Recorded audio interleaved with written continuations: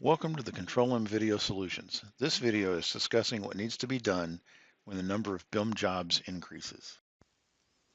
On this screen, we can see that there are 7 Batch Impact Manager or BIM jobs defined.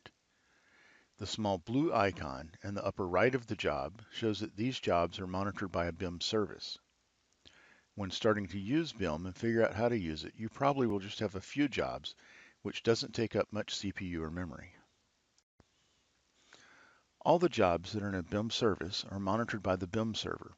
This requires CPU and memory for the calculations because the BIM server has to calculate all the stop, start, and run times of the jobs and all the jobs that have conditions posting to and from this. When there are just a few jobs, the amount of CPU and memory requirement is low.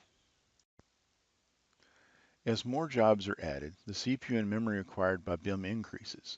We now have 52 jobs and 6 BIM services that are being monitored by BIM. So BIM is now doing more calculations on more jobs, which requires more resources. So how do you determine which resources and how much are needed? Included with each new release of Control-M in the installation guide is a sizing template. The one shown here can be downloaded from a knowledge article and contains the same questions, just in Excel format. There is a section on the sizing template for the number of BIM services and the average number of jobs in each service. Simply fill out the complete form along with the number of jobs and all the other fields that are in there, and then make sure you put the BIM services in and open a request with Control-M support, and we can input the numbers and send back the CPU, memory, and disk requirements. When filling out the values, make sure to allow for future expansion.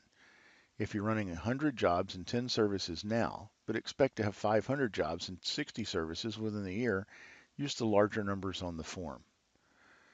We can run 1 or 2 calculations just to see the differences that you may encounter. We encourage you to fill this form out, send it in. We'll be glad to run it, send it back, and let you know what your requirements are going to be for the BIM services that you'll be using.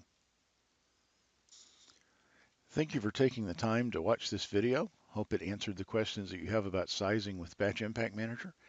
Please see our additional videos on our YouTube channel, and support looks forward to helping you should you need our assistance.